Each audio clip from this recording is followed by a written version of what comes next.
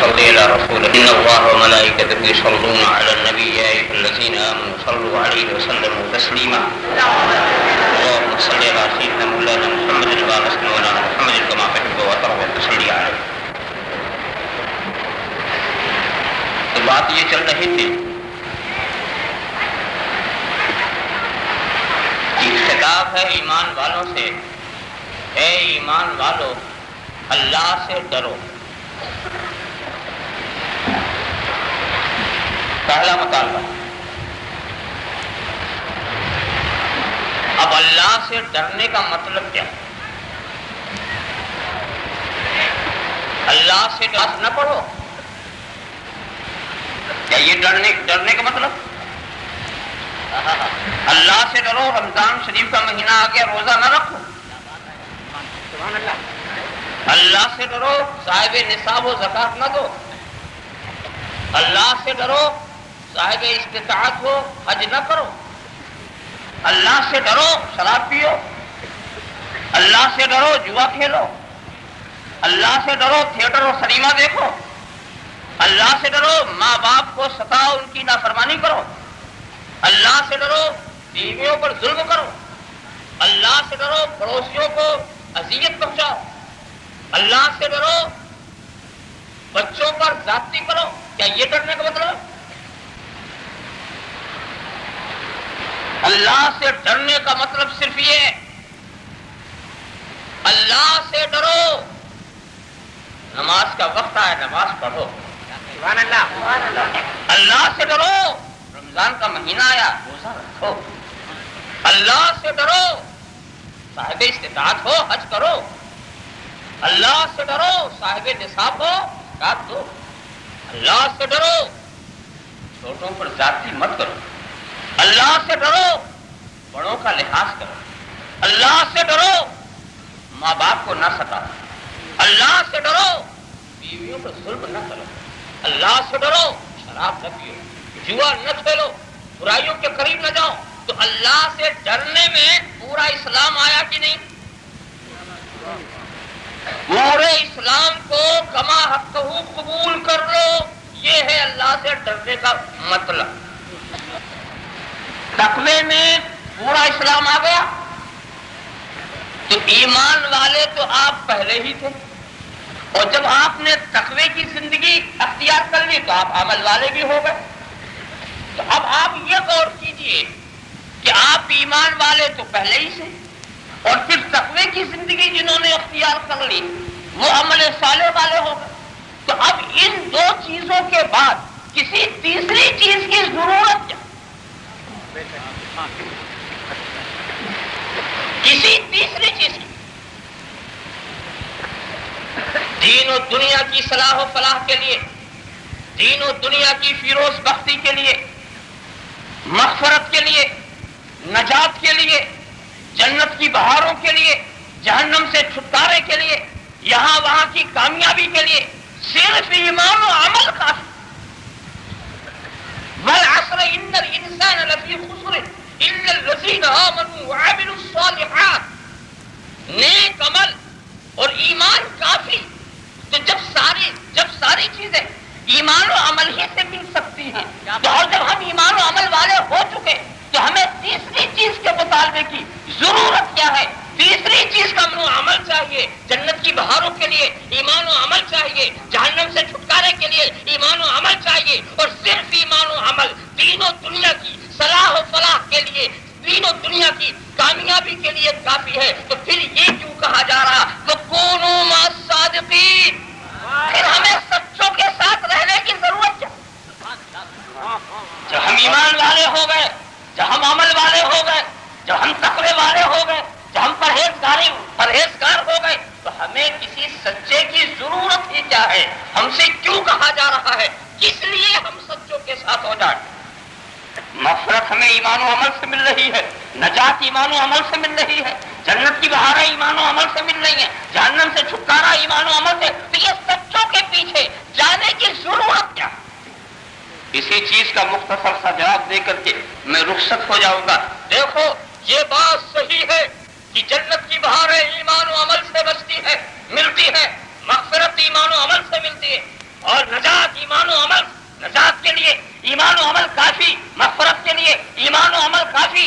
و دنیا کی صلاح و فلاح کے لیے ایمان و عمل کافی، آخرت کی فیروز بختی کے لیے ایمان و عمل کافی، مگر ایمان و عمل کو بچانے کے لیے سچوں کا ساتھ ضروری۔ دیکھو ایمان لا کر کے تمہیں ایک دولت مل چکی ہے، ایمان بہت بڑی دولت ہے، عمل صالح اگر تمہیں یہ بہت بڑا سرمایہ ہے، تو سرمایہ لانے کے بعد مطمئن نہ ہو جاؤ، اس کے بچانے کا انتظام کرو۔ دوستو اگر ایسی بات ہوتی کہ ایمان جس کے پاس پہنچ جاتا پھر نہ نکلتا تو مجھے فکر نہیں تھی۔ ایمان اگر کسی کے پاس پہنچتا پھر نہ نکلتا، جس گھر کو کب وہ مکین بنتا وہاں سے الگ نہ ہوتا تو مجھے فکر نہ تھی، مگر میں نے تو ایمان کو جاتے ہوئے بھی دیکھا، نکلتے ہوئے بھی دیکھا۔ ایمان نکلنا بھی جانتا ہے، ایمان اپنے مکان کو سے جدا ہونا بھی جانتا ہے۔ یاد رکھو آپ نے نہیں دیکھا اس ایمان والے کو جو ایمان والا تھا مہک بہک گیا، عمل کو برباد ہوتے آپ نے نہیں دیکھا، ریاستوں کو تباہ ہوتے آپ نے نہیں دیکھا، مجاہدات فنا ہو گئے آپ نے نہیں سوچا۔ بولو انصاف سے بولو کیا بات تھی؟ ایمان والا تو ابلیس بھی تھا، عمل والا، عبادت والا، مجاہدے والا، ریاست والا، مگر وہ اپنے ایمان کو بچا نہ سکا، وہ اپنے ایمان کو بچا نہ سکا۔ جیسے ہی وہ ایمان والا تھا، ایمان نے اسے ایسا چھوڑ دیا کہ اب وہ کبھی ایمان اس کے قریب آنے کو تیار نہیں، ایمان اس کے قریب آنے کو تیار نہیں۔ دیکھا تو ایمان نکلتا بھی ہے، تقریباً 6 کروڑ برس تک عبادت کی، 6 کروڑ برس تک عبادت کی، مگر عبادت کو وہ بچا نہ سکا۔ آخر یہ تباہ کیوں ہو گیا؟ ایمان کیوں نکل گیا؟ بات صرف مختصر سی تھی، کہا گیا تھا اسجدوا لآدم، آدم کا سجدہ کرو، فسجدوا، جو سچے تھے وہ جھک گئے، اس نے سچوں کا ساتھ نہیں دیا، اس نے سچوں کا ساتھ نہیں دیا، الا ابلیس۔ سچے جو تھے وہ جھک گئے، اور جو جھکے اگر یہ بھی ساتھ دے دیتا تو بچ جاتا، یہ بھی ساتھ دے دیتا تو بچ جاتا۔ تو معلوم تھا کہ ایمان کا بچانا بہت قیمتی چیز ہے، تو اسے تو بچانا ہی چاہیے۔ اور ایمان کتنا قیمتی ہے اس کو تو میں سمجھا بھی نہیں سکتا کہ اس کی قیمت کا حال کیا ہے۔ اور پھر ابلیس نہیں بتا سکتا۔ میں آپ کو بتاؤں، بعض لوگ جوش میں آ کر کے کہہ دیتے ہیں، وہ لوگ جو ایمان نہیں رکھتے پھر بھی عبادت کرتے ہیں، ان کے تعلق سے کہ تمہاری عبادت جو ہے شیطان کی عبادت ہے، ابلیس کی عبادت، یہ تنظیم کہہ دیتے۔ میرے خیال میں یہ کہنا صحیح نہیں۔ کبھی بھی بد مذہبوں کی عبادت کو ابلیس اور شیطان کی عبادت مت کہنا، اس لیے کہ ابلیس جب عبادت کرتا تھا تو وہ ایمان کی بنیاد پر، جب وہ عبادت کرتا تھا تو وہ ایمان کی بنیاد پر تھا، تو وہ عبادتیں جو ایمان کی بنیاد پر ہیں جب وہ اسے بچا نہ سکا تو وہ عبادتیں کیا بچیں گی جس کی بنیاد ہی ایمان نہیں۔ ویسے غلطی بہتوں سے ہو سکتی اور ایسے موقع پہ ضرورت تھی کہ وہ معذرت کرتا، مغفرت چاہتا۔ رب تبارک و تعالیٰ کسی کی معذرت قبول کرے یا نہ کرے یہ تو اس کے اپنے اختیار کی بات ہے، مگر توبہ کرنے میں حرج کیا، معافی مانگنے میں حرج کیا؟ مگر ذرا سا دیکھو، وہ خدا سے مغفرت نہیں مانگتا، مہلت مانگتا، مہلت مانگتا، مانگنا تھا مغفرت، مانگ رہا مہلت۔ ذرا سا آپ خیال کرتے چلے جائیں، مانگنا تھا، معذرت کرنی تھی اور مہلت مانگتا۔ دیکھیے میں آپ کو بتاؤں، سنت الہیہ کہاں کیا جاری؟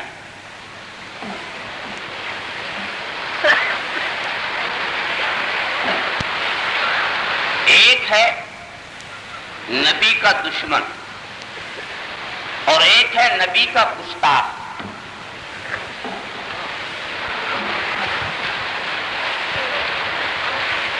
تو دشمن کو تو ایمان مل جاتا ہے، مگر گستاخ کے پاس ایمان نہیں آنا چاہیے۔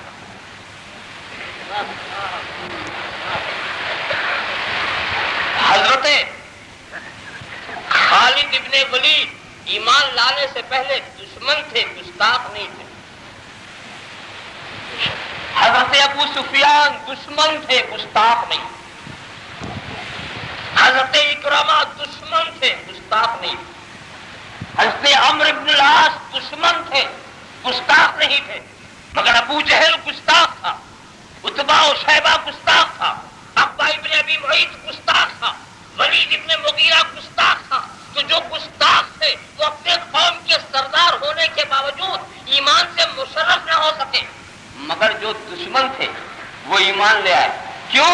اس لیے کہ دشمنی جو ہے اس کا تعلق پروگرام سے ہوتا ہے اور گستاخی کا تعلق ذات سے ہوا کرتا ہے۔ وہ ذات کا گستاخ تھا، تو یاد رکھو جو گستاخ ہو جاتا ہے نبی کا، اس سے ایمان کی توفیق چھین لی جاتی ہے، اس سے ایمان کی توفیق چھین لی جاتی ہے، اور جب اس سے ایمان کی توفیق چھین لی جائے گی تو وہ سب کچھ کرے گا، ایمان نہیں رہے گا۔ میں قرآن کریم کی آیت کریمہ کی روشنی میں بات کروں، انظر کیف ضربوا لک الامثال فضلوا فلا یستطیعون سبیلا۔ اے محبوب دیکھو یہ تمہاری کیسی کیسی مثالیں لاتے ہیں، فضلوا تو یہ گمراہ ہو گئے، اب یہ راہ پر آنے کی استطاعت بھی نہیں رکھتے، فلا یستطیعون سبیلا راستے پر آنے کی ان میں استطاعت بھی نہیں ہے۔ اے محبوب دیکھو کوئی تمہیں شاعر کہتا ہے، کوئی ساحر کہتا ہے، کوئی مسحور کہتا ہے، کوئی مجنون کہتا ہے، کوئی اپنا جیسا بشر کہتا ہے، انظر کیف ضربوا لک الامثال۔ یہ محبوب دیکھو یہ کیسی کیسی مثالیں لاتے ہیں، تو یہ گمراہ ہو گئے، اب یہ راہ پہ پلٹنے والے نہیں۔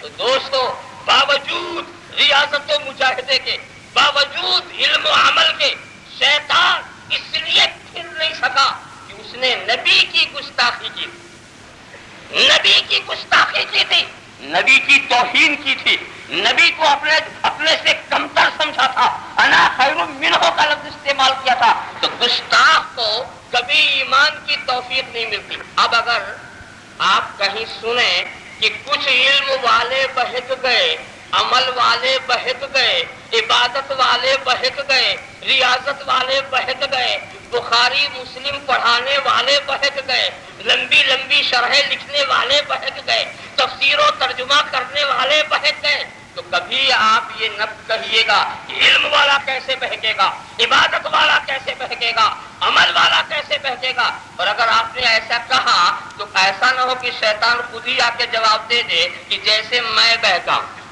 ایسے ہی بہکے۔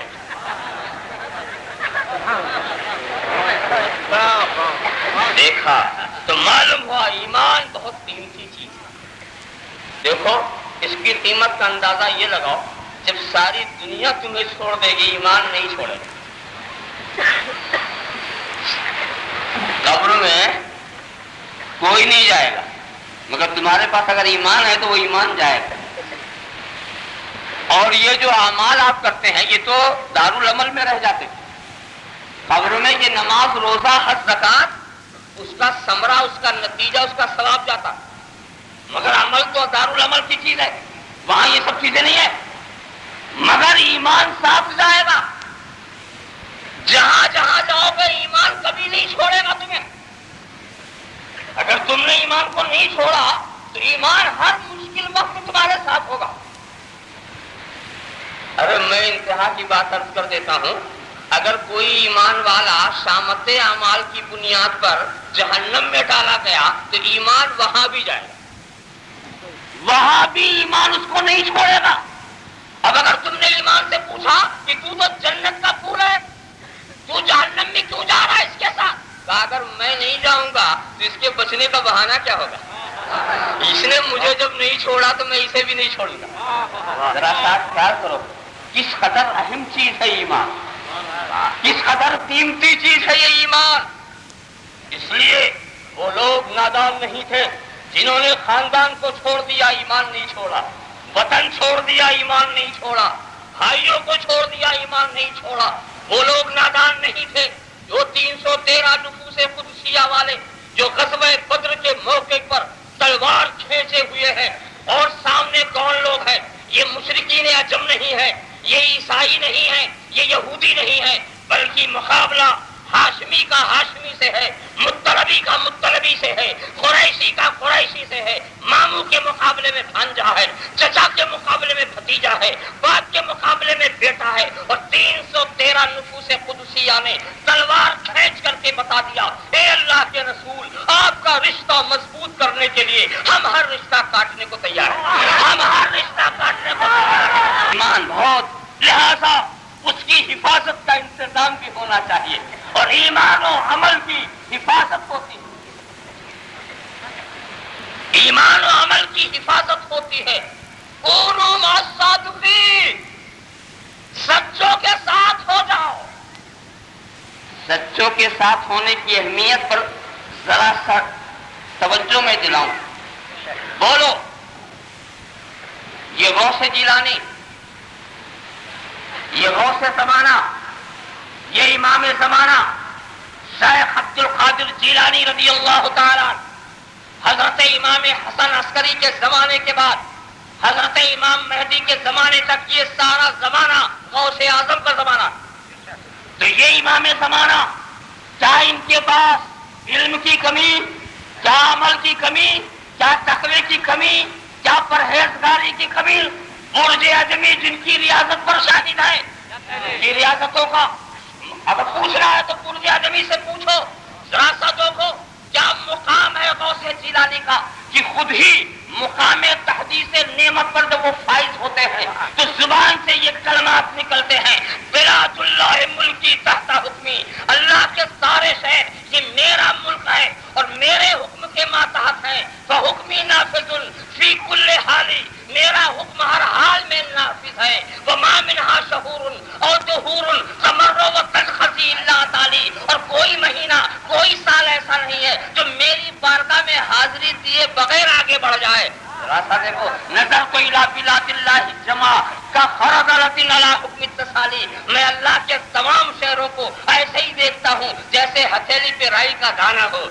وَلَوْ الْقَيْدُ السِّرِّ فِي بِحَارٍ لَسَارَ الْكُلُّ غَوْرًا فِي الزَّوَالِ، اگر میں اپنی توجہ کو، اپنے سر کو سمندروں پہ ڈال دوں تو وہ عالم زوال میں پہنچ جائے۔ وَلَوْ الْقَيْدُ السِّرِّ فِي جِبَالٍ لَدُكَّتْ وَاخْتَفَتْ بَيْنَ الرَّمَالِ، اور اگر میں اپنی توجہ کو پہاڑوں پہ ڈال دوں تو وہ ریگستان کا ریزہ بن جائے۔ وَلَوْ الْقَيْدُ السِّرِّ فَوْقَ مَيِّتٍ لَقَامَتْ بِقُدْرَتِ الْمَوْلَىٰ تَعَالِي، اور اگر میں اپنی توجہ کو مردے کے اوپر ڈال دوں تو وہ اللہ کی قدرت سے زندہ ہو جائے۔ وَلَوْ الْقَيْدُ السِّرِّ فَوْقَ نَارٍ لَخَمِدَتْ وَانْتَفَتْ مِنْ سِرِّ حَالِي، اور اگر میں اپنی توجہ کو انگاروں پہ ڈال دوں تو وہ میرے سر حال سے ٹھنڈی ہو جائے۔ اس مقام والے غوث، اس منزل والے غوث کو جب ہم شیخ ابو سعید کی بارگاہ میں جھکا ہوا پاتے ہیں تو سمجھتے ہیں انہیں بھی سچے کی ضرورت ہے۔ یہ خواجہ اجمیری، یہ سلطان الہند، یہ غیر منقسم ہندوستان کا بادشاہ، ہمارے بھارت کی تقسیم ہوئی، خواجہ کے بھارت کی نہیں ہوئی۔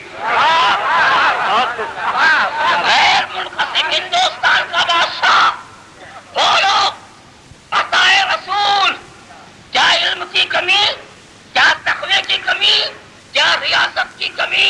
اللہ اکبر۔ وقت وصال پیشانی پر دست قدرت سے لکھا ہوا نظر آ رہا، ھذا حبیب اللہ ماتا فی حب اللہ، یہ اللہ کا حبیب ہے جو اللہ کی محبت میں وصال کر گیا۔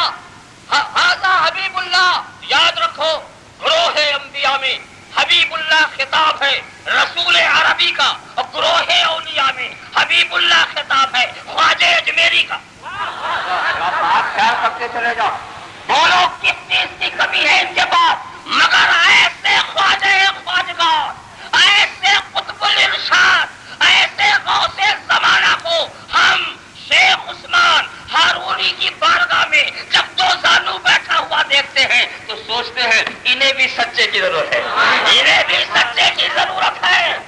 ذرا صاحب خیال کرتے چلو، یہ آئیے ذرا مولانا روم کی بارگاہ میں، یہ مولانا روم اللہ اکبر، موٹی موٹی کتابیں لکھنے والے، جہازی سائز کا مثنوی شریف اللہ اکبر، جو علماء اور صوفیہ میں کس قدر مقبول ہے ان کا دفتر، مثنوی شریف۔ بولو مولانا روم کے پاس کیا علم کی کمی، کیا عمل کی کمی، کیا تقوی کی کمی؟ کسی چیز کی کمی نہیں، مگر وہ تو دو ہی مصرے میں فیصلہ کر رہے ہیں کہ مولوی ہرگز نہ شد مولائے روم، مولوی ہرگز نہ شد مولائے روم، تا غلام شمس تبریزی نبود، تا غلام شمس تبریزی نبود۔ میں جو ترجمہ پسند کرتا ہوں وہ آپ کے سامنے عرض کروں، مولوی ہرگز نہ شد مولائے روم، مولوی ہرگز نہ شد مولائے روم، مولوی روم کا مولا نہیں بنا جب تک کہ شمس تبریزی کا غلام نہیں بنا۔ پتہ یہ چلا کہ مدرسے جو ہیں وہ مولوی بناتی ہیں اور خانقاہیں جو ہیں وہ مولا بناتی ہیں۔ ان کو بھی سچے کی ضرورت ہے، ان کو بھی سچے کی ضرورت ہے۔ اور اس کے بعد فخر الدین، امام فخر الدین رازی کی باتیں تو بہت مشہور ہیں، صرف اشارہ کر کے گزر جاؤں۔ امام فخر الدین رازی اپنے علم و فضل میں حکمائے یونان سے بھی اپنی امامت کا لوہا منوا لینے والے امام فخر الدین رازی، تفسیر کبیر کی موٹی موٹی جلدیں لکھنے والے۔ مگر دوستو وہ وقت بھی عجیب وقت تھا جب وصال کا وقت قریب تھا اور ابلیس آیا اور پوچھا، رازی بتاؤ تم نے بے دیکھے خدا کو ایک کیسے مان لیا، ایک کیسے؟ توحید کی دلیل مانگ رہا۔ امام رازی دیتے گئے، وہ کاٹتا گیا، شک دلاتا چلا گیا۔ اب ایک ایسا وقت آ گیا کہ علم و فضل کے اس بہرے بے قرار کو بھی پریشانی لاحق ہونے لگی، نازک وقت آ گیا۔ اتنے میں ان کے پیر و مرشد حضرت نجم الدین کبرا اس منظر کو ملاحظہ فرما رہے تھے اور وہیں سے انہوں نے اشارہ کر دیا، اے رازی کیوں نہیں کہہ دیتا میں بلا دلیل خدا کو ایک مانتا ہوں، میں بلا دلیل خدا کو ایک مانتا ہوں۔ جہاں امام رازی نے جب یہ کہا میں بلا دلیل ایک مانتا ہوں، تو اب جب دلیل دیا ہی نہیں تو کاٹو گے کیا؟ بحث کس چیز پر جب دلیل ہی نہیں ہے؟ تو اب کیا؟ تو کیا سمجھے؟ امام رازی جیسے علم و فضل کے بہرے بے قرار کو بھی نجم الدین کبرا کی ضرورت ہے، ایمان حاصل کرنے کے لیے نہیں، ایمان کو بچانے کے لیے۔ آپ سمجھتے چلے جائیے۔ ایک بات آ گئی، ذرا سا کچھ ہٹ کر کے ہے مگر یاد آ گئی تو میں آپ کے سامنے پیش کر دوں۔ آج کل لوگ دلیلیں بہت مانگتے ہیں۔ علماء اہل سنت یا ہمارے اولیاء کاملین کے جو معمولات ہیں اور ہمارے علماء جس کے جواب کی باتیں کرتے ہیں اس کے تعلق سے بھی لوگ دلیل مانگتے ہیں۔ بیٹھ جاؤ، کھڑے مت رہو۔ دلیل مانگتے ہیں۔ کیا دلیل ہے؟ کیا دلیل ہے؟ قیام تعظیمی کی دلیل دو، میلاد شریف کی دلیل دو، عیسیٰ علیہ السلام کی دلیل دو، بڑی دلیل ہے۔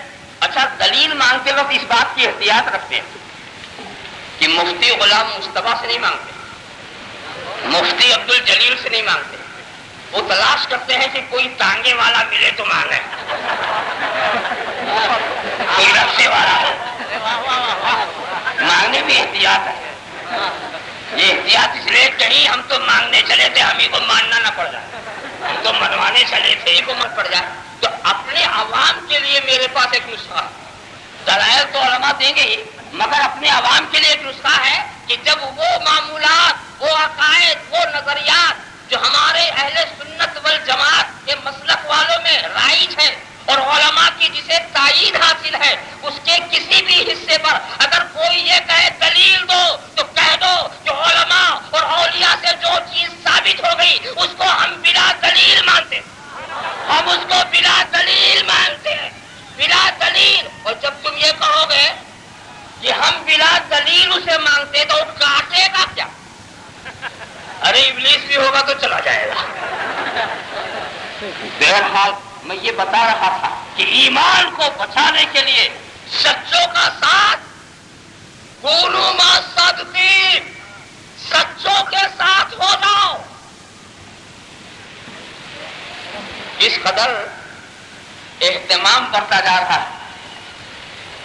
اب پھر ایک مختصر سی لسٹ اپنے ذہن میں رکھو کہ خواجہ خواجگان کو ضرورت ہے، خواجہ عثمان ہارونی کی، قطب الدین بختیار کاکی کو ضرورت ہے، خواجہ اجمیری کی، بابا فرید گنج شکر کو ضرورت ہے، قطب الدین بختیار کاکی کی، محبوب الہی نظام الدین اولیاء کو ضرورت ہے، بابا فرید گنج شکر کی، نصیر الدین چراغ دہلوی اور حضرت سراج الحق الدین کو ضرورت ہے، محبوب الہی کی، یسو دراز بندہ نواز کو ضرورت ہے، نصیر الدین چراغ دہلی کی، شاہ علاء الحق کنڈوی کو ضرورت ہے، حضرت عقی سراج کی، اور حضرت مختوم سلطان سید اشرف جہانگیر سمنانی کو ضرورت ہے، شاہ علاء الحق کنڈوی گنج نواب کی۔ تو کسی بھی سچے کو دیکھو، ہر سچا کسی نہ کسی سچے سے لگا ہوا، کسی نہ کسی سچے سے لگا ہوا۔ لوگ کبھی کبھی پوچھتے ہیں پیر بنانے کی کیا ضرورت؟ بہت سادہ، کیا ضرورت ہے پیر بنانے کی؟ تو ان سے کہو کہ ہم سے مت پوچھو، کبھی خواجہ صاحب سے پوچھنا انہیں کیا ضرورت تھی، غوث جیلانی سے پوچھنا انہیں کیا ضرورت تھی، آقائے نقشبند سے پوچھنا انہیں کیا ضرورت تھی، مولائے سہرورد سے پوچھنا انہیں کیا ضرورت تھی، قطب الدین بختیار کاکی سے پوچھنا انہیں کیا ضرورت تھی، محبوب الہی سے پوچھنا انہیں کیا ضرورت تھی؟ تو جب علم و فضل، ایمان و تقوی کے ان پہاڑوں کو ضرورت ہے تو ان جاہلوں کو کیوں نہیں ہے؟ ذرا سا سوچو۔ لہذا کونوا مع الصادقین، سچوں کے ساتھ ہو جاؤ۔ دیکھیے ذرا احتیاط ہے، کس قدر احتیاط کی بات ہو رہی ہے۔ ارے بھائی ہم کو قرآن کریم کا ساتھی بنایا جاتا تو زیادہ اچھا تھا نا، زیادہ اچھا تھا۔ یہ لوگوں کے پیچھے کیوں؟ قرآن میں بھی آیت کریمہ آمنوا کما آمن الناس، ایمان لاؤ جیسا لوگ ایمان لائے۔ لیجیے یہاں بھی پیچھے چلنے کی بات آ رہی، آمنوا کما آمن الناس، یہاں ایسا نہیں کہا گیا آمنوا کما فی القرآن، جیسا قرآن میں ہے ویسا لاؤ، ایمان لاؤ، یہ نہیں کہا گیا۔ وجہ یہ ہے کہ قرآن سے تو ایمان مل ہی سکتا، مگر قرآن کے سمجھنے کی صلاحیت سب میں نہیں ہے۔ اس چیز کو آپ سمجھنے کی کوشش کریں۔ تنہا کتاب ہدایت کے لیے کافی نہیں ہے، میں بہت ہی اطمینان سے عرض کر رہا ہوں، تنہا کتاب ہدایت کے لیے کافی نہیں ہے، اس لیے پہلے معلم آتا ہے، کتاب بعد میں آتی ہے۔ پہلے نبی آئے گا پھر کتاب آئے گی، کتاب کو کبھی تنہا نہیں چھوڑا جائے گا، اس لیے کہ تنہا کتاب ہدایت کے لیے کافی نہیں، اس لیے پہلے نبی آئے، پہلے سکھانے والا ہے، اور پھر دھیرے دھیرے کتاب آئی۔ اور سکھانے والے نے کیا انتظام کر دیا؟ کتاب کو تنہا نہیں چھوڑا، کم و بیش 1,24,000 معلم بنا دی، اصحابی کا نجوم، کتاب تنہا نہیں رہے گی۔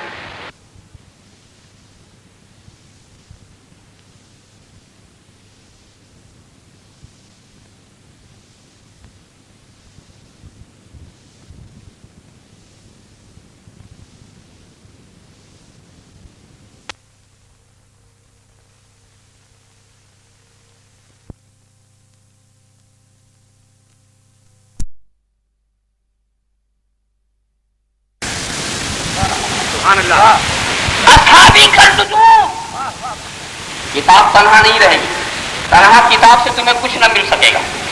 وجہ کیا ہے کہ اگر تنہا کتاب کے پیچھے تمہیں ڈال دیا جائے تو کتاب تو خدا کی ہے مگر دماغ تو تمہارا ہے، تو اپنے دماغ سے سوچو گے، اپنے علم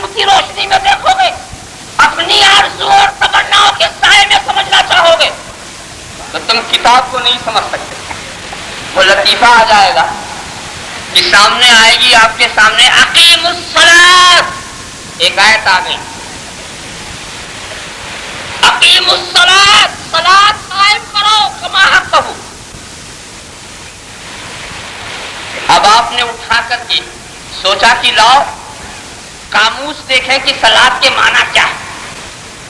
تو قاموس میں لکھا ملا طلب رحمت، دعا. تو آپ نے کہا بس سمجھ میں آ گیا کہ الصلاۃ کے معنی صرف یہ ہے کہ دعا کر لو. تو کچھ لوگ یہ سمجھ کے آ گئے. ایک پارٹی آئی، اس نے کہا اقیم الصلاۃ، صلاۃ کے معنی کیا؟ اٹھاؤ لسان العرب. اور کہا اس میں کیا ہے؟ کہا اس میں بانس میں تیل لگا کے سیدھا کرو. تو اب اقیم الصلاۃ کے معنی ہوا بانس میں تیل لگا کے سیدھا کیا کرو. تیسری پارٹی آئی، وہ بھی لوگ بغل میں دبائے ہوئے ہیں. ارے بھائی صلاۃ کے معنی کیا ہے؟ کہا کمر پہ ہاتھ رکھ کے گھومو. تو دیکھا آپ نے اللہ کے رسول نے جب اتنا سمجھایا، جب تو 73 ہو گئے. اگر کچھ نہ سمجھایا ہوتا تو 73 لاکھ ہوتے. تنہا نہیں چھوڑا. اور پھر اس کے بعد انی تارک فیکم الثقلین کتاب اللہ و عترتی، اللہ کی کتاب اور اپنی اہل بیت کو میں دے رہا ہوں تمہیں. یہ دو وطنی چیزیں. تو کتاب کو تنہا نہیں چھوڑا، اپنی اہل بیت کو کتاب کے ساتھ لگا دیا. صحابہ کے ساتھ کتاب کو نہیں لگایا. بس یہ ہدایت کر دی کہ صحابہ ستاروں کی طرح ہے، جن کی بھی پیروی کرو گے تم ہدایت پر رہو گے. مگر یہ نہیں کہا کہ میں تمہیں اپنے اصحاب کو دے رہا ہوں اور اللہ کی کتاب کو دے رہا ہوں، یہ نہیں لگایا. سبحان اللہ. انی تارک فیکم الثقلین کتاب اللہ و عترتی کی جگہ کتاب اللہ و اصحابی بھی تو ہو سکتا تھا کہ میں تم میں دو چیزیں چھوڑ رہا ہوں، اللہ کی کتاب اور اپنے اصحاب. مگر نبی نے یہ نہیں کہا، بلکہ کہا اپنی اولاد. کتاب اللہ و عترتی، اللہ کی کتاب اور اپنی عترت. تو اس میں رات کی بات یہ ہے کہ صحابہ سرچشمائے ہدایت ضرور ہیں، مگر صحابیت کی ایک حد ہے، اس کے بعد کوئی صحابی نہ ہوگا. اس کے بعد کوئی صحابی نہ ہوگا. اس کے بعد کوئی صحابی نہیں ہوگا. تو صحابیت قیامت تک کتاب کا ساتھ نہیں دے سکتی تھی، مگر اہل بیت قیامت تک کے ساتھ. آپ کو ایسے ساتھی کی ضرورت ہے جو قیامت تک کا ساتھی ہو، اور قیامت تک کے ساتھی صرف اہل بیت ہوں. جیسا آپ نے دیکھا تنہا نہیں چھوڑا کتاب، اس لیے کہ صرف کتاب ہدایت کے لیے کافی نہیں. اگر صرف کتاب ہدایت کے لیے کافی ہوتی تو نبی کو بھیجنے کی ضرورت نہیں. مگر رب تبارک و تعالیٰ نے ہمیں بھی کتاب دے کر کے بھی کہا جا رہا آمنوا کما آمن الناس، ایمان لاؤ جیسا لو. بھئی میں آپ کی عقل پر کیا بھروسہ کروں؟ عقل پر بھروسہ کرنے کا دھوکہ ہوتا. مثال کے طور پر آپ مجھ سے یہیں سے پوچھیں کہ مجھے فلاں جگہ جانا ہے. اب آپ نے مجھ سے بمبئی کا راستہ پوچھ لیا یا کسی کے مکان کا راستہ پوچھ لیا. اب میں آپ کو بتاتا ہوں بھائی یہاں سے جاؤ، سیدھے جانا، پھر دائیں مڑ جانا، پھر سیدھے جانا، پھر بائیں مڑ جانا. اب میں آپ کی آنکھوں سے بھروسہ کر رہا ہوں، مگر جہاں دائیں مڑنا تھا وہاں آپ بائیں مڑ گئے. جانا تھا کہیں اور چلے گئے. تو آپ کی آنکھوں پر بھروسہ کیا تو آپ ناکام رہے. مگر ایک طریقہ یہ بھی تھا کہ جس کے گھر آپ جانا چاہ رہے ہیں، جس کے گھر آپ جانا چاہ رہے ہیں، میں یہی کہہ دوں وہ صاحب جا رہے تھے اور آپ نے کہا مجھ سے میں فلاں کے گھر جانا چاہتا ہوں. دیکھو وہ صاحب جا رہے ہیں، انہیں راستہ معلوم ہے، انہیں کے پیچھے چلے جاؤ، انہیں کے پیچھے چلے جاؤ. اب اس کے بعد دوسرا آیا تو میں نے کہا تو اس دوسرے کے پیچھے چل. چوتھا آیا تو میں نے تیسرے کے پیچھے چل. پانچواں آیا تو میں نے چوتھے کے پیچھے چل. وہ کہتا صاحب وہ اگلا جو ہے وہ تو خود ہی نہیں جانتا، وہ تو آپ سے پوچھ رہا تھا. میں نے کہا وہ جانتا تو نہیں ہے مگر جاننے والے کے پیچھے جا رہا، لہٰذا تو اس کے پیچھے چل، تو اس کے پیچھے چل. اور ایک بات میں نے اور بتائی، دیکھ نظر ہٹنے نہ پائے، قدم رکنے نہ پائے. اگلے سے نظر ہٹنے نہ پائے اور تیرا قدم رکنے نہ پائے. اسی نظر جمانے کا نام ہے عقیدہ اور قدم چلانے کا نام ہے عمل. نہ عقیدہ خراب ہو نہ عمل خراب ہو. تو آمنو کما آمن الناس, ایک کے پیچھے ایک چلا گیا. اچھا اب اگر کوئی اسی لائن جب بنی تو اسی میں کوئی ایسا سرفراہ مل جائے جو کہ نہیں میں تو اگلے کو نہیں دیکھتا اور منہ موڑ لے, تو کیا ہوگا؟ خود بھی گیا, اس کے پیچھے جو رہے وہ بھی گئے. اسی لیے جب تم کسی کے پیچھے چلو تو یہ ضرور دیکھ لو کہ اس کی نظر اگلے پر ہے کہ نہیں, اس کی نظر غوث جیلانی پر ہے کہ نہیں, اس کی نظر خواجہ اجمیری پر ہے کہ نہیں. اگر اگلوں پر اس کی نظر نہیں ہوگی نہ تو وہ خود پہنچے گا نہ تمہیں پہنچنے دے گا. تو کونوا مع الصادقین, سچوں کے ساتھ ہو جاؤ. یعنی اس میں بھی کتنی احتیاط ہے. یہ نہیں کہا کہ سچ کے ساتھ ہو جاؤ. کونوا مع الصدق, سچائی کے ساتھ ہو جاؤ. بھائی سچوں کے ساتھ کہا ہے نا, یہ نہیں کہا سچ کے ساتھ ہو جاؤ. معاملہ ایسا ہے کہ اگر ہم کہیں سچ کے ساتھ ہو جاؤ تو پتا نہیں تم کس چیز کو سچ سمجھ لو.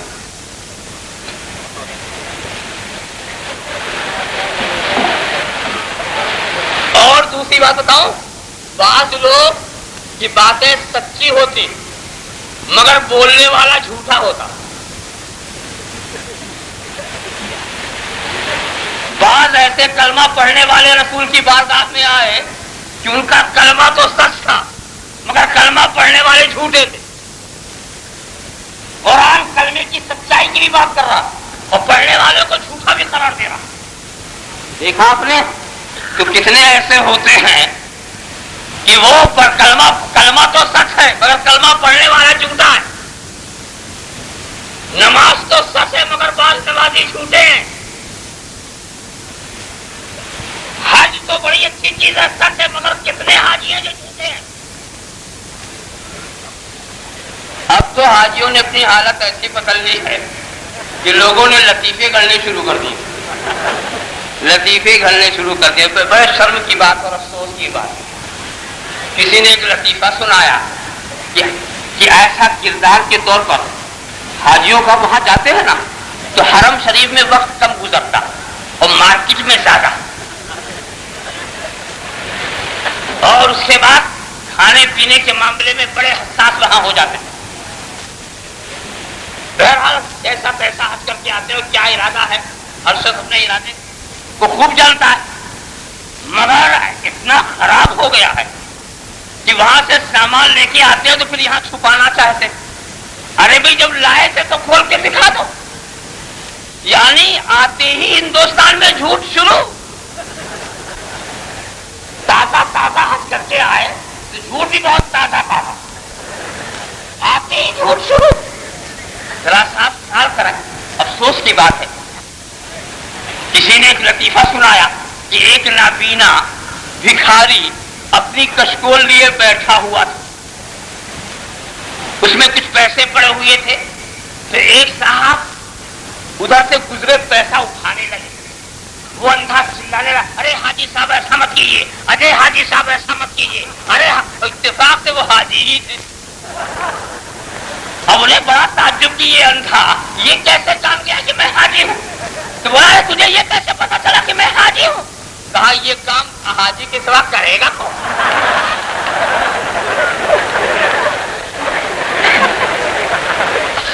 اسی لیے کہا گیا کہ سچائی کا پہچاننا یہ تمہارے جواب کی بات نہیں ہے. بس سچوں کو تلاش کرو اور جو سچا ملے گا سچائی بھی وہی ملے. کونوا مع الصادقین, تم سچوں کے ساتھ ہو جاؤ. اور واقعی دوستو ہم کو دعا بھی ایسی ہی تعلیم دی گئی. دعا کی اہدنا الصراط المستقیم پڑھتے ہو کہ نہیں؟ اے اللہ ہمیں سیدھے راستے پر چلا. صراط الذین انعمت علیہم, ان کے راستے پر جن پر تو نے انعام کیا ہے.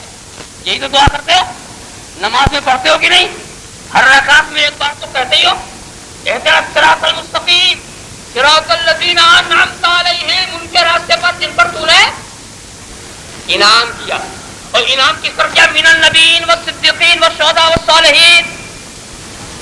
کہ نماز میں کیا دعا کرتے ہو؟ اے اللہ ہمیں صالحین کے راستے پر چلا، ہمیں صدیقین کے راستے پر چلا، ہمیں بزرگان دین کے راستے پر چلا، ہمیں اولیاء کرام کے راستے پر چلا. یہی تو دعا کرتے ہو نا. اے اللہ ہمیں انعام والوں کے راستے پر چلا. تو انعام والے یہی ہے. اب اس کی تفصیلی ترجمہ سمجھ لو کہ اے اللہ ہمیں غوث جیلانی کے راستے پر چلا، اے اللہ ہمیں خواجہ اجمیری کے راستے پر چلا، اے اللہ ہمیں محبوب الہی کے راستے پر چلا، اے اللہ ہمیں محبوب یزدانی کے راستے پر چلا، اے اللہ ہمیں شاہ عالم قطب عالم کے راستے پر چلا، اے اللہ ہمیں مخدوم ماہم کے راستے پر چلا. یہ دعا کرتے ہو کہ نہیں؟ یہ آپ کی دعا کا حاصل ہے کہ نہیں؟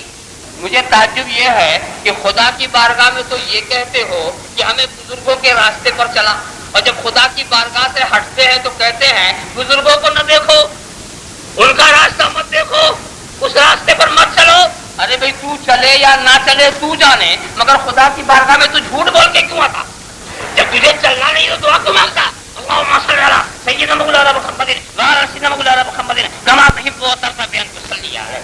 تو دوستو ساری گفتگو کا خلاصہ یہ ہے کہ صرف ایمان و عمل پر بھروسہ کر کے آپ بالکل مطمئن نہ ہوں، بلکہ ایمان و عمل کی حفاظت کا انتظام کریں. اور ایمان و عمل کی حفاظت جو ہوتی ہے وہ بزرگوں کی صحبت سے ہوتی ہے، سچوں کے ساتھ ہونے سے ہوتی ہے. اب جب ہم یہ کہیں گے مولانا غلام مصطفیٰ کے ساتھ ہو جاؤ تو ساتھ تو بعد میں آپ ہوں گے، تلاش پہلے کریں گے. یہ مولانا غلام مصطفیٰ ہیں کون، رہتے کہاں ہیں، لباس کیا ہے، تو ان کی معرفت حاصل کرنا آپ کے لیے ضروری ہے. تو جب سچوں کے ساتھ رہنا ضروری ہے تو ان کی معرفت بھی حاصل کرنا ہے، اور ان کے دوکھر تک شد رحال بھی ضروری ہو گیا، وہاں جانا بھی ضروری ہو گیا. ہم پہلے پہنچیں گے جبھی تو ہم ان کے اعمال، ان کے معمولات، ان کے فیوز و برکات کا کچھ فیض حاصل کر سکیں گے. تو یا ایھا الذین آمنوا اتقوا اللہ وکونوا مع الصادقین وآخر دعوانا ان الحمدللہ رب العالمین. ان کی یاد روح ہوتا ہے، جوہر ایمان ہے ان کی یاد. روح ہوتا ہے، جوہر ایمان ہے ان کی یاد. وجہ قرار چشم و دل و جان ہے ان کی یاد. وجہ قرار چشم و دل و جان ہے ان کی یاد. اور ایک اس نے مطلب نزول اور عروج، ascent and descent both ایک شعر میں مولانا فرمایا. وجہ نزول رحمت یزدان ہے ان کی یاد. وجہ نزول رحمت یزدان ہے ان کی یاد. وجہ عروج آدم و انسان ہے ان کی یاد. وجہ عروج. اور ایک مطلب اور بلانا فرما رہے ہیں، سرمایہ حیات مسلمان ہے ان کی یاد. سرمایہ حیات مسلمان ہے ان کی یاد. یعنی بہار گلشن ایمان ہے ان کی یاد. یعنی بہار گلشن ایمان ہے ان کی یاد. اور تخلیق کائنات کا باعث ہے ان کا نور تخلیق کائنات کا، باعث ہے ان کا نور اور رونق حیات کا، سامان ان کی یاد۔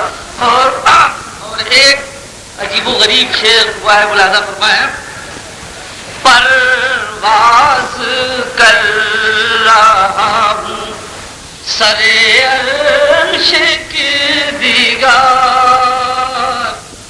پرواز کر رہا ہوں سر عرش کی دیگر، تخیل کی فضا میں پرافشاں ہے ان کی یاد۔ اور اپنے سلسلے اور خانوادے کے دو جلیل ترین بزرگ بھی یاد آئے، وہ ملاحظہ فرما لیں اور اس کے بعد مقطع پیش کر دوں گا۔ ذکر حضور اشرف سے منع ہے ان کا ذکر حضور اشرف سے منع ہے ان کا ذکر، یاد جناب سید جیلان ہے ان کی یاد، یاد جناب سید جیلان ہے ان کی یاد۔ مقطع ملاحظہ فرمایا، عرض کیا ہے کہ مجھ کو کلیم خدشہ ظلمات اب نہیں، مجھ کو کلیم خدشہ ظلمات اب نہیں، کچھ اس طرح سے قلب میں تابان کیا، سرمایہ حیات مسلمان ان کی یاد۔ مصطفیٰ جان رحمان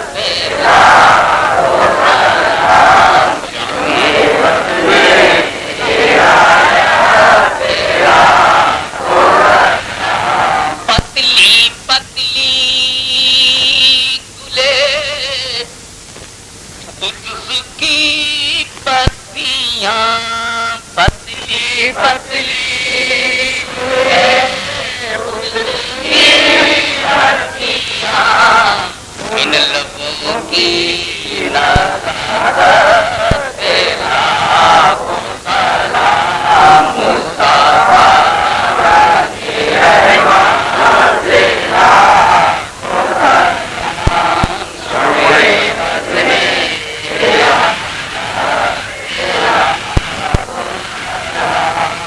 زمین پر امام احمد رضا فاضل بریلوی رضی اللہ تعالیٰ عنہ کی پیروی اور ان کی غلامی اور ان کے نقوش پاک و رہنما بنا کر کچھ کوشش کی ہے صغیر اشرفی نے بھی جماعت۔ غوث جیلانیو خواجہ خواجگاں، غوث جیلانیو دو بہت اہم ذات ہے غوث جیلانی اور سرکار اجمیری کی، ان کے اوپر پورا شعر کہا جائے تو پوری ذات نہ آوے، ایک مصرع تو دونوں کی ذات لینے میں چلا گیا۔ اب فرق مراتب بیان کرنے کے لیے صرف ہمارے پاس آدھا مصرع رہ گیا، کیوں آدھا مصرع تو لاکھوں سلام ہے، اب آدھے میں فرق مراتب بتانا کتنا مشکل کام ہے، مگر غوث خواجہ کا صدقہ دیکھیے کہ کیسا بیان ہو گیا۔ غوث جیلانی خواجہ مہر و ماہ ولایت تیرا سلام مصطفیٰ نے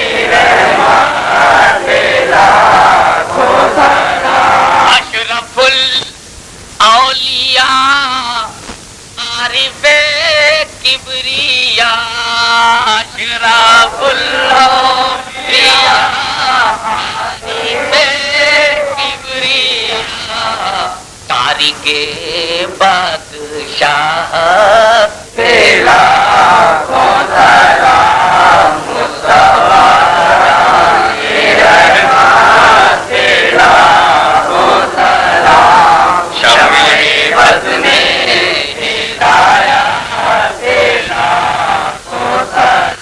وہ مرید کتنا خوش نصیب ہے جس کا غم اس کے پیر کے سینے میں ہو. وہ کتنا خوش نصیب ہے جس کا غم غریب نواز کے سینے میں ہو, غوث اعظم کے سینے میں ہو. مگر وہ لوگ کتنے خوش نصیب ہیں جن کا غم مصطفیٰ جان رحمت کے سینے میں ہو. جس کا غم سینے مصطفیٰ میرا, جس کا غم سینے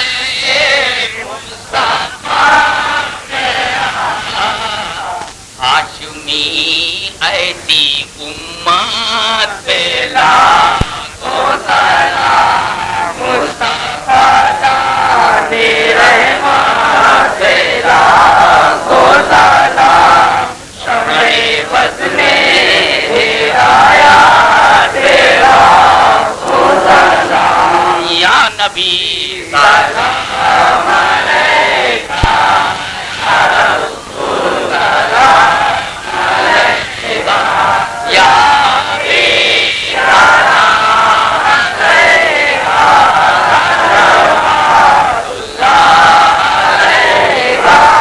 یا رؤوف المؤمنین یا شفیع المذنبین رحمت للعالمین پھر سے دکھلا دو مدینہ یا نبی سلام علیکہ یا رسول سلام علیکہ یا حبیب سلام علیکہ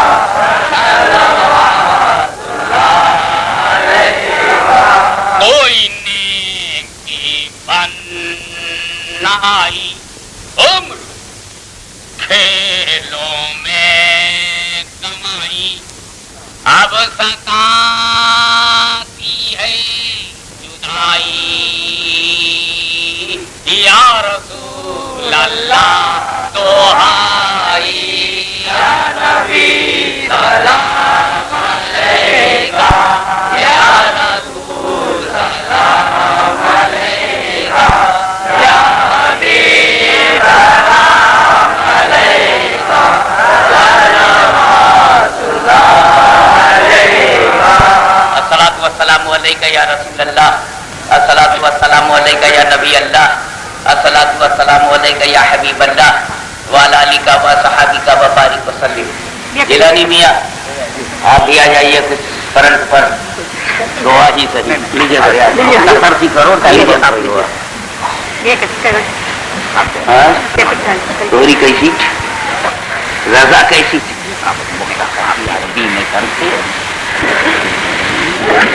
خدا بندہ ملکہ بادشاہ فضل فرمانے والا ہے فضل فرما, آمین.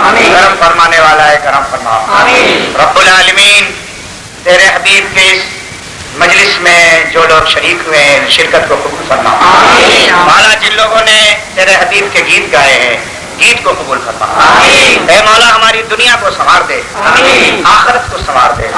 پروردگار عالم ہم سب کو ایک بنا, ہم سب کو نیک بنا, ایمان کی سلامتی عطا فرما, ایمان پر موت دے دے. ہم قبر میں جائیں تو زیارت مصطفیٰ نصیب اور حشر میں پہنچیں تو شفاعت مصطفیٰ نصیب. رب العالمین جن جوانوں نے, جن بزرگوں نے, جن لوگوں نے اس جشن دستار فضیلت میں جس حیثیت سے حصہ لیا ہے مولا ان کی گھروں میں برکت عطا فرما, ان کی عمر میں برکت عطا فرما, ان کے ایمان میں برکت عطا فرما, ان کے عمل صالح میں برکت عطا فرما, ان کے رزق میں برکت عطا فرما, ان کے روزگار میں برکت عطا فرما, ان کے مقبولیت میں برکت عطا فرما. رب العالمین یہ جو تیرے دین, تیرے حبیب کے دین کے سپاہی آج جن کو उलमा और मशाइख के हाथों से दस्तार फजीलत से नवाजा गया है। परवरदिगार आलम इन्हें अमल साले की तौफीक दे और दीन की खिदमत बेकरार की तौफीक अता फरमाए। मालिक मौला, जो लोग पूरे भिवंडी, पूरे महाराष्ट्र, गुजरात, कर्नाटका और मुख्तलिफ सूबों से आए हुए हैं, रब्बुल आलमीन तो सबकी दिल की धड़कनों का जानने वाला है।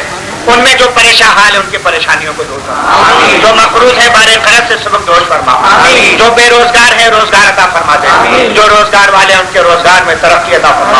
रब्बुल आलमीन इस बड़े मजमे में न जाने कौन अल्लाह वाला है, हम उसका वास्ता देकर तेरी बारगाह बेनियाज में अर्ज करते हैं, मौला हमारे शहर के कारोबार के क्राइसिस को दूर फरमा, और ए मौला हमारे घर में बरकत अता फरमा, रोजगार में बरकत अता फरमा। परवरदिगार आलम गाजी मिल्लत शेखुल इस्लाम और जो उलमा और मशाइख है, परवरदिगार आलम इन सब की उम्र में खिदमत में इजाफा फरमा।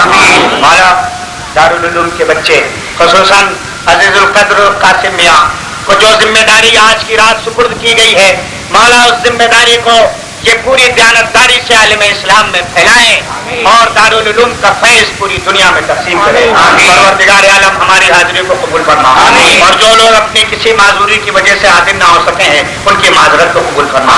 सल्लल्लाहु तआला अला खैर खल्क़ि नूर अर्श मुहम्मद व आलिहि वसहबिहि अजमईन। आप हज़रात एक मरतबा सूरह फातिहा 3 मरतबा कुल हुवल्लाह पढ़ करके दारुल उलूम के साबित तमाम मेंबरान, मुआविनीन और डोनर जो उनका इंतकाल हो चुका है, जितने अराकीन का इंतकाल हो गया है, उन सब की रूहों को और आप अपने अपने मरहूमीन की रूहों को इरसाल सवाब कीजिए।